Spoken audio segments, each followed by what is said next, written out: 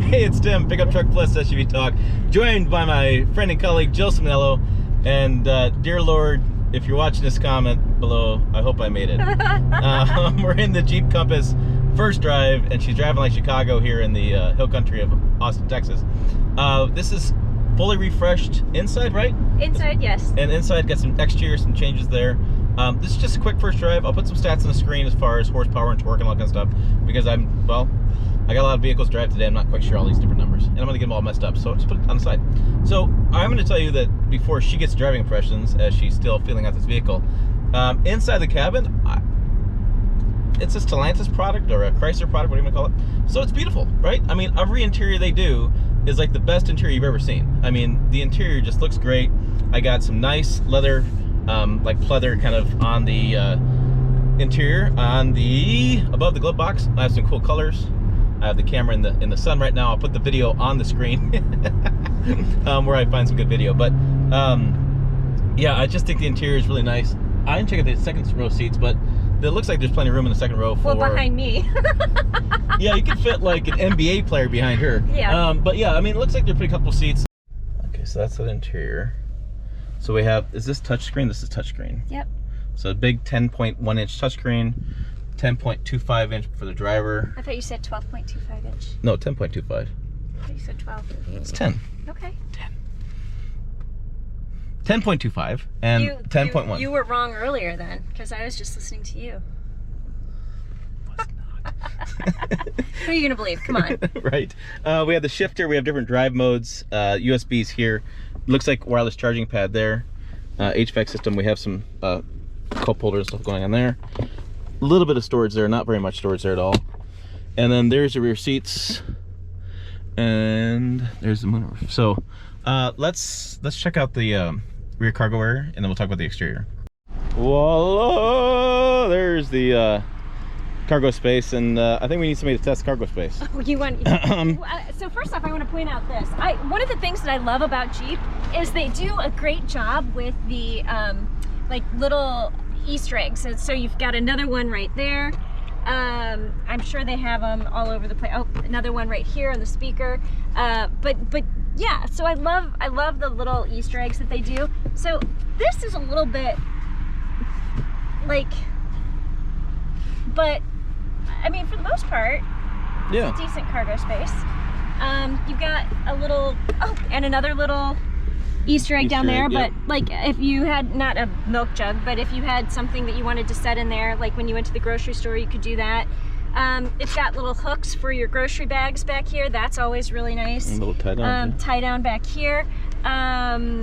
And I'm gonna point out, this is a fan favorite. We talked about my petite driving position earlier, but I love that Jeep always puts their rear hatch button down low instead of up there, which I can't always meet or hit. Oops, phone call. So space for a spare tire, but this one doesn't have it. It has the service kit. It's got an air compressor and probably got a, looks like, I don't know. This looks like air compressor. It looks like they probably just can do air compressor. It's got to be some green slime somewhere. So I wonder if a tire is going to be an option. Yeah, because I mean, you got the space for the tire. Yeah. Huh. So a tire must be an option. Yep. Because we don't like the, I've never had that work for me. And yes, I've had flat tires and had to try to use that, and I've never had it work for me. Okay, let's go start at the front. Compass. Okay. So we have the iconic look here, right, with the bar system they use there. 7-slot grill. Come on, iconic, 7-slot. 7-slot grill. 7-slot grill. We have the iconic look there. Now this reminds me of the Grand Cherokee. Everything kind of blends together throughout the lineup. So this is really interesting. Yeah. I don't know what's going on there. It's like plastic. Yeah. Interesting. Look, yeah. I mean, from afar it looks good. You get up close. Yeah. We'll just use the word interesting. Interesting. And this has got a nice red color. You can see like in the shade and in the sun. Looks really good. Yeah. Engine's a little loud, but that's just... All right, look, here's the deal. We're ultra picky because we drive lots of different vehicles. We know what's loud, what's not loud. This is pretty loud for today's business world of automotive. Usually stuff's getting quieter. Pretty cool wheels. What do we got here? Two, let's see, 18s. 225, 55 R18s. Yeah, I mean, not an amazing looking wheel, but nice. We have some ground clearance there, as most Jeeps have, but we do have the air dam there, so you rip that off going off-road, if you ever go off-road. Cover around the sides. How's the back end look? Yeah, so the front and the rear are both restyled.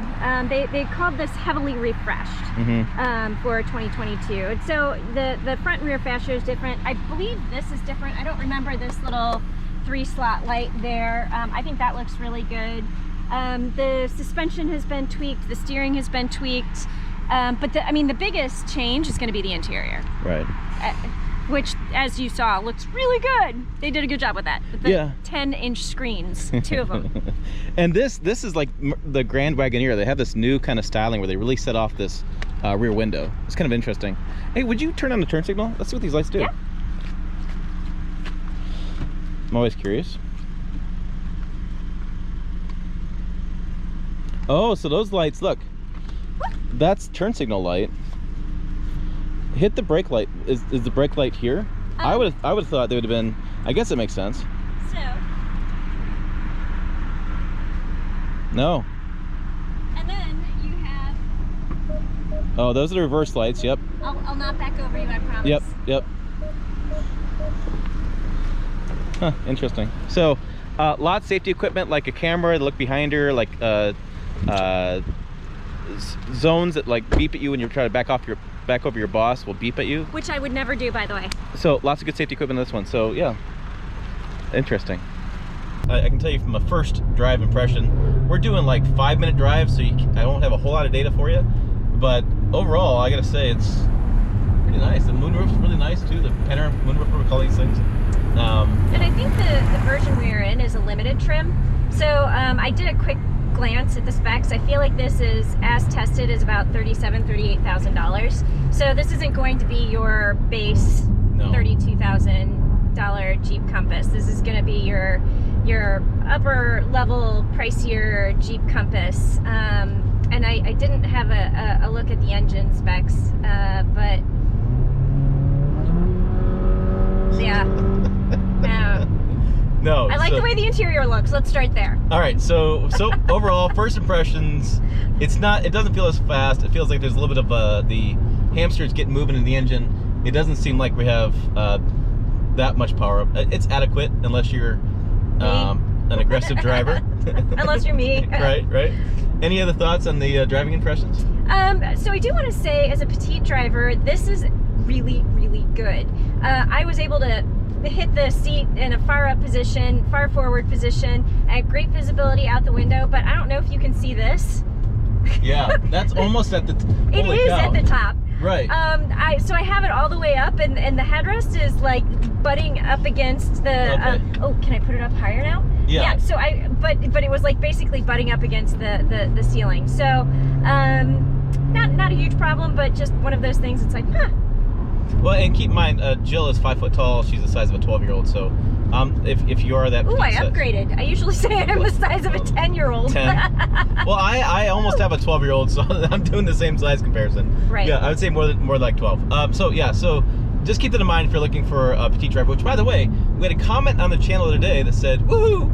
Finally, somebody reviewing cars the same size I am." So go, Jill. Jill's army is here in full effect. All 2 of us. No. All 2 of us. But no, so as a petite driver, like, these seats are comfortable, great visibility. You know, the A-pillar here is a little bit big, but the way that they have it angled, it doesn't appear that it's going to create a big blind spot. The mirror is a little bit lower. My big concern living in Chicago is always the 4-way stop. So you stop at this 4-way stop intersection, and people, I don't know where they are, what they do where you live, but in Chicago, they literally cross the street with their head in their phone and they don't even look up. So I'm always afraid of pedestrians who aren't paying attention, and having a big side mirror with a chunky A-pillar, you can't see if somebody's walking in the crosswalk or not. But I don't foresee that being a problem with this. So thumbs up on that too. Great position in terms of driving. But I think overall, pretty good. Yeah, I love, like I said, ride handling good, acceleration. Yeah. Yeah. But I mean, that's I don't know that they've updated the engines. No, so. and you'll hear this theme from me for the next couple of years is I think Stellantis really needs some more turbocharged options, some hybrid options. You know, hybrid, you get that power on demand, and it really makes it just a smoother driving experience. Yeah. I think they need smooth powertrains. That's just everything else is great. So there you go. There's our initial thoughts, and dear Lord, baby Jesus. Please. Hey, check the video over here. Website down below where she writes. Website, go there, pickuptrucktalk.com. As always, thanks for watching. We will see you down the road.